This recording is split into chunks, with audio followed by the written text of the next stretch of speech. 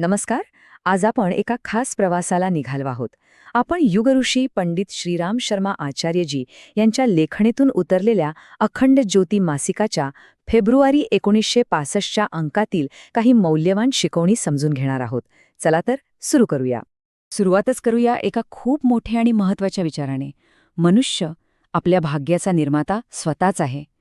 किती साधं पण किती खोल वाक्य आहे नाही का? खरं तर हेच वाक्य आपल्याला आपल्या स्वतःच्या शक्तीची आणि जबाबदारीची आठवण करून देतं. तर मग आपला हा प्रवास कसा असेल? आपण 6 महत्त्वाच्या टप्प्यांमधून जाणार आहोत.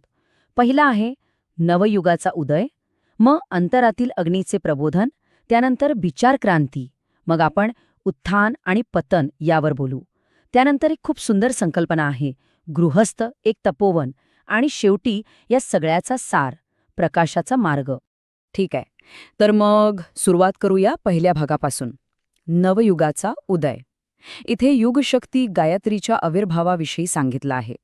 आता प्रश्न पडतो की ही युगशक्ती म्हणजे नेमकं आहे तरी काय?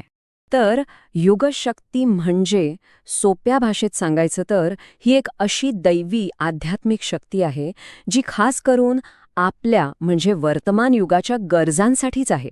आणि गायत्री साधनेच्या माध्यमातून ही शक्ती जागृत होऊन संपूर्ण मानवतेच्या कल्याणासाठी काम करते. आणि या शक्तीची गरज का आहे? कारण आज आपण पाहतोय की सगळीकडे अशांतता आहे, अधर्म वाढला आहे. अशा वेळी वैयक्तिक आणि सामूहिक पातळीवर पुन्हा सत्य आणि पावित्र्य स्थापित करण्यासाठी या दैवी शक्तीला जागृत करण्याची खूप गरज आहे. बरं, हे झाली युगाच्या शक्तीची गोष्ट. पण आता आपण या मोठ्या संकल्पनेतून थेट आपल्या आत डोकावून पाहूया. दुसरा विभाग आहे अंतरातील अग्नीचं प्रबोधन. आणि हा अग्नी म्हणजे दुसरं तिसरं काही नसून ती आहे आपली कुंडलिनी शक्ती. कल्पना करा, आपल्या प्रत्येकाच्या आत एक प्रचंड मोठी दैवी वैश्विक ऊर्जा झोपलेल्या अवस्थेत आहे. तिलाच कुंडलिनी म्हणतात. हीच ती शक्ती आहे जी आपल्या सगळ्या आध्यात्मिक आणि अगदी भौतिक यशाचं मूळ आहे. आणि ती आपल्या पाठीच्या कण्याच्या अगदी तळाशी सुप्त अवस्थेत असते. आता प्रश्न येतो की या शक्तीला जागृत कसं करायचं? तर यासाठी एक व्यवस्थित प्रक्रिया सांगितली आहे. बघा, 5 पायऱ्या आहेत. पहिली पायरी मन आणि शरीराची शुद्धी. मग दुसरी एकाग्रतेने गायत्री साधना करणे. तिसरी आपल्या शरीरातील 6 चक्रांवर ध्यान केंद्रित करणे. चौथी पायरी म्हणजे सुप्त कुंडलिनी शक्तीला जागृत करणे. आणि मग 5वी आणि सगळ्यात महत्त्वाची, त्या जागृत झालेल्या ऊर्जेला उच्च चेतनेकडे घेऊन जाणे. जरा विचार करून बघा, जर ही दैवी आंतरिक ऊर्जा आपल्या जागृत झाली तर आपल्यामध्ये कोणती असीम क्षमता उघडी पडेल. याचे परिणाम किती किती सखोल असू शकतील याची आपण कल्पना तरी करू शकतो का? आपली आंतरिक ऊर्जा जागृत झाली, पण पुढे काय? इथेच तिसरा मुद्दा येतो, विचारक्रांती. आपलं आंतरिक परिवर्तन आपल्या विचारांमध्ये एक क्रांती घडवून आणतं. आणि हे बदललेले विचार मग संपूर्ण जगावर प्रभाव टाकतात. या विचार क्रांतीचा मूळ सिद्धांत खूप साधा पण शक्तिशाली आहे. तो म्हणजे बाहेरचं जग हे दुसरं तिसरं काही नसून आपल्या सगळ्यांच्या सामूहिक विचारांचं एक प्रतिबिंब आहे. म्हणजे काय? तर जगाला बदलायचं असेल तर आधी आपल्याला आपल्या विचारांची गुणवत्ता बदलावी लागेल. मग ही क्रांती करायची कशी? तर त्यासाठी काही गोष्टी सांगितल्या आहेत. सगळ्यात आधी नकारात्मक आणि स्वार्थी विचार मनातून काढून टाका. त्या जागी शुद्ध, निस्वार्थ आणि दैवी विचार वाढवा. आणि फक्त स्वतःपुरतं मर्यादित न ठेवता हा सकारात्मक विचारांचा प्रवाह समाजात पसरवा. खरं तर ही सुद्धा एक प्रकारची निस्वार्थ सेवाच आहे.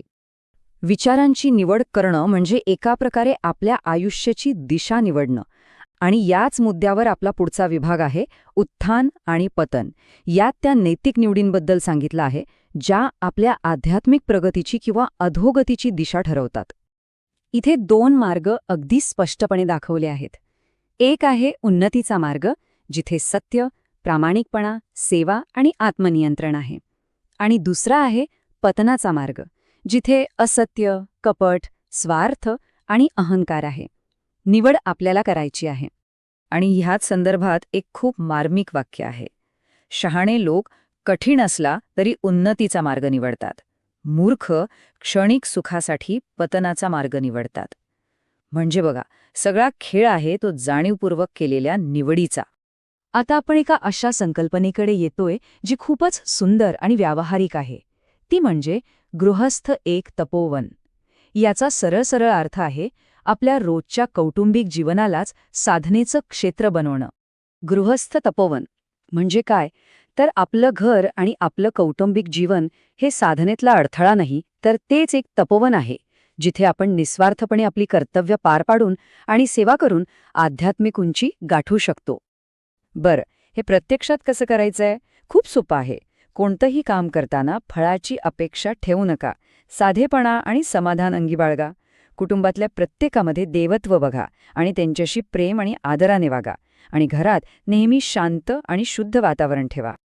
इथे एक प्रश्न स्वतःला विचारायला हवा, की आपण आपली रोजची कामं, आपली नाती या सगळ्यांना भक्तीमध्ये कसं बदलू शकतो? हा एक दृष्टिकोन जरी आपण स्वीकारला, तरी आपल्या जीवनात एक मोठी क्रांती घडू शकते. चला तर, आता आपण या प्रवासाच्या शेवटच्या टप्प्यावर आलो आहोत. ह्या विभागाचं नावच आहे प्रकाशाचा मार्ग. आत्तापर्यंत आपण जे काही पाहिलं त्या सगळ्याला एकत्र जोडून पाहूया. तर या सगळ्याचा सार काय? अगदी थोडक्यात सांगायचं तर, पहिलं, योगशक्ती म्हणजे गायत्रीला आपल्या काळाची शक्ती म्हणून स्वीकारा. दुसरं, साधनेतून आपल्या आतली कुंडलिनी जागृत करा. तिसरं, आपले विचार बदलून जग बदला, म्हणजेच विचार क्रांती घडवा. चौथं, नेहमी चांगला उच्च मार्ग निवडा.